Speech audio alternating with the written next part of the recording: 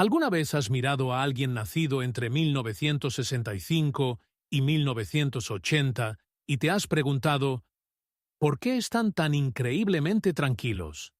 Casi completamente imperturbables, incluso cuando la vida se desmorona a su alrededor. La gente a menudo confunde este silencio con frialdad. Ven un muro, una distancia inalcanzable, una generación que simplemente se traga su dolor y sigue adelante. Pero, ¿y si esa inquebrantable resiliencia no fuera un rasgo de personalidad en absoluto? ¿Y si fuera un mecanismo de supervivencia profundamente arraigado? Para entender la fuerza silenciosa de esta generación, tenemos que mirar más allá de los adultos estoicos que son hoy. Tenemos que recordar las casas vacías a las que regresaban de niños. Recordar las llaves pesadas apoyadas en sus pechos y las tardes silenciosas que les enseñaron, mucho antes de que estuvieran preparados, que la única persona en la que podían confiar de verdad eran ellos mismos. La sociedad a menudo se apresura a etiquetarlos.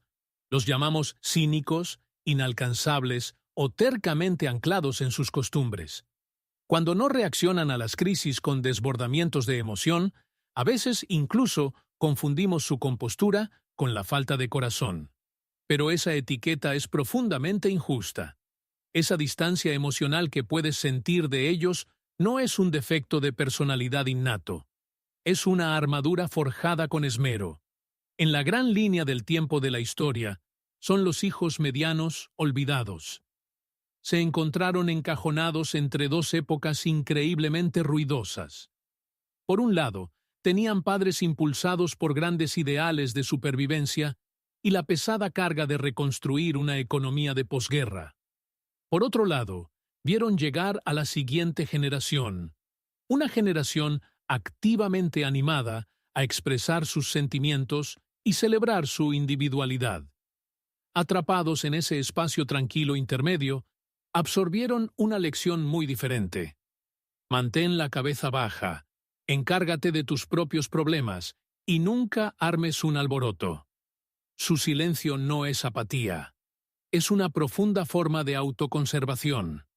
Así que, antes de juzgar su naturaleza tranquila a través de nuestra lente moderna e hiperexpresiva, necesitamos hacer una pausa. Necesitamos dejar de lado nuestras expectativas y mirar profundamente en los vacíos silenciosos que realmente moldearon quienes son. Exploremos el mundo que construyó esta fortaleza invisible. Volvamos al mundo que los crió. Fue una época definida no por el ruido digital que conocemos hoy, sino por una transición económica dura y arrolladora. En los años posteriores a profundos cambios sociales y recuperaciones de posguerra, la supervivencia no era un concepto abstracto. Era el esfuerzo diario e implacable.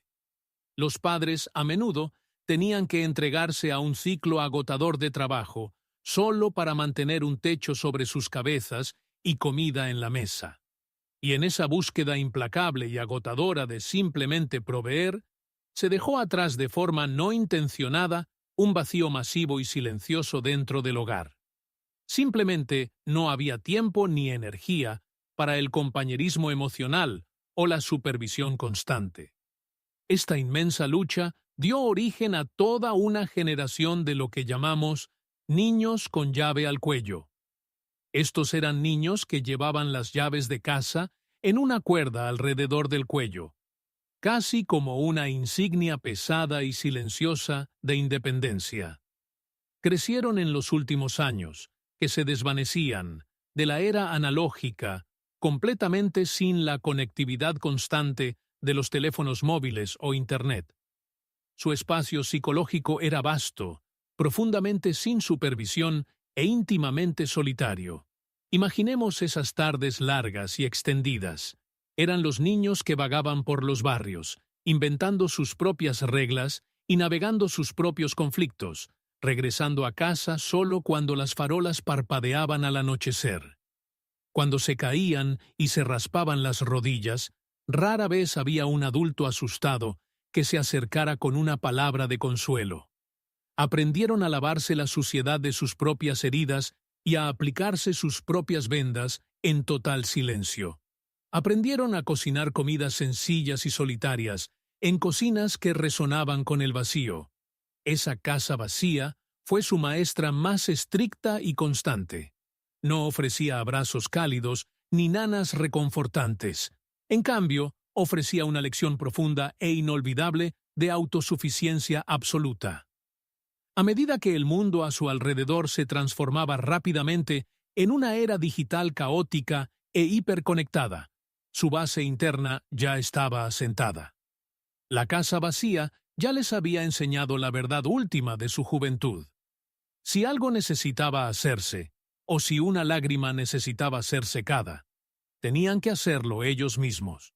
Las lecciones aprendidas en esas habitaciones tranquilas y vacías no se desvanecieron simplemente cuando entraron en la edad adulta. En cambio, esas lecciones se convirtieron en los planos de una arquitectura interna compleja y solitaria. Cuando un niño aprende temprano que nadie va a acudir a su rescate, no solo aprende a sobrevivir la tarde, reconfigura todo su sistema operativo psicológico. Esto nos lleva al primer, y más definitorio, pilar de su naturaleza tranquila: la hiperindependencia. Para la mayoría de la gente, la independencia es una habilidad vital sana y deseable. Pero para la generación nacida entre 1965 y 1980, es algo mucho más pesado. Es una respuesta traumática disfrazada de capacidad. Cuando depender de los adultos rara vez era una opción fiable durante sus años formativos, cuidar de sí mismos dejó de ser una elección. Se convirtió en una creencia central inquebrantable que les susurra cada día, diciéndoles: «Soy la única persona en este mundo en la que puedo confiar de verdad». Su extrema autosuficiencia no es un acto de orgullo. Es un escudo increíblemente pesado e invisible. Pedir ayuda o soltar ese escudo significa arriesgar una vulnerabilidad que nunca se les enseñó a manejar de forma segura. Esta intensa y subconsciente necesidad de autoprotección se traslada directamente a cómo se conectan con los demás, dando lugar a lo que los psicólogos llaman un estilo de apego evitativo. ¿Alguna vez has notado lo casi imposible que les resulta admitir que están sufriendo? ¿O cómo parecen distanciarse sutilmente, o cambiar de tema, cuando las conversaciones se vuelven emocionalmente crudas? No te están apartando porque no les importes. Lo están haciendo porque, en el fondo, la perspectiva de necesitar verdaderamente a otra persona les resulta completamente insegura. Confiar en otra persona, exponer sus heridas más profundas y confiar en que alguien más las cure, amenaza con desencadenar los ecos más dolorosos de su pasado. El miedo soterrado a ser ignorados o a tener que arreglárselas solos, tal como lo hicieron de niños. Mantener una distancia emocional educada pero firme es como garantizan que nunca más tendrán que sentir ese particular aguijón del abandono. A esta distancia se suma su visión del mundo única, forjada al observar el mundo que les rodea. Podemos llamarlo cinismo pragmático. No solo crecieron solos, crecieron viendo a sus padres ser completamente consumidos por la agotadora maquinaria de la supervivencia económica y los rápidos cambios sociales. Fueron testigos del agotamiento y las duras realidades de ganarse la vida. Por ello, aprendieron a despojarse de los cuentos de hadas muy pronto. Navegan por la vida con un realismo asentado, casi brutal. Al reducir deliberadamente sus expectativas sobre la sociedad, y especialmente sobre otras personas, construyen un muro protector contra la decepción. Es un mecanismo de defensa emocional altamente calculado. Si no esperas nada de nadie, nunca te pueden defraudar. Todas estas defensas profundamente arraigadas culminan en su rasgo psicológico más notable, y quizás el más desgarrador: su capacidad de contención emocional. Esta generación posee una habilidad para tragarse su dolor tan absoluta que es casi aterrador presenciarla. Mientras que a las generaciones más jóvenes se les anima constantemente a procesar su trauma en voz alta, a vocalizar cada ansiedad. Esta generación fue programada para guardarlo todo. Toman el estrés, el dolor silencioso, los miedos financieros, y los encierran dentro de una bóveda interna herméticamente sellada. Por fuera, la superficie del agua permanece completamente, inquietantemente inmóvil, proyectando un aura de control total. Pero debajo de ese exterior tranquilo, la presión es inmensa y está en constante aumento. Andan por ahí cargando océanos de cargas tácitas, sosteniendo silenciosamente el peso de todo su mundo, sin emitir ni un solo sonido. Hay una maldición silenciosa y trágica que acompaña a ser increíblemente fuerte. Y es simplemente esta: nadie se detiene a preguntar si estás sufriendo. Debido a que esta generación ha pasado toda su vida perfeccionando el arte de la hiperindependencia, porque casi nunca se quejan, el mundo a su alrededor ha hecho una suposición peligrosa. El mundo simplemente asume que pueden con todo. Y así, la sociedad descuidadamente continúa apilando más y más peso sobre sus hombros. Esto nos lleva a una paradoja profunda y desgarradora. Los mismos niños que se vieron obligados a criarse solos en casas vacías, están ahora atrapados en la agotadora realidad de la generación sándwich. Se han convertido en los pilares absolutos e inquebrantables que sostienen dos mundos completamente diferentes a la vez. Por un lado, están dando un paso adelante para cuidar de sus padres envejecidos, los mismos padres cuya agotamiento moldeó sus infancias solitarias. Por otro lado, están proporcionando sin cesar apoyo financiero y emocional a sus propios hijos, tratando desesperadamente de darles la crianza atenta que ellos mismos nunca tuvieron. El coste emocional de soportar esta doble carga en total silencio es asombroso. Se manifiesta como un agotamiento profundo e invisible, un desgaste oculto que disimulan a puerta cerrada. Son los puentes humanos que conectan dos siglos. Son el pegamento que mantiene activamente unida toda la estructura familiar, para que no se desmorone.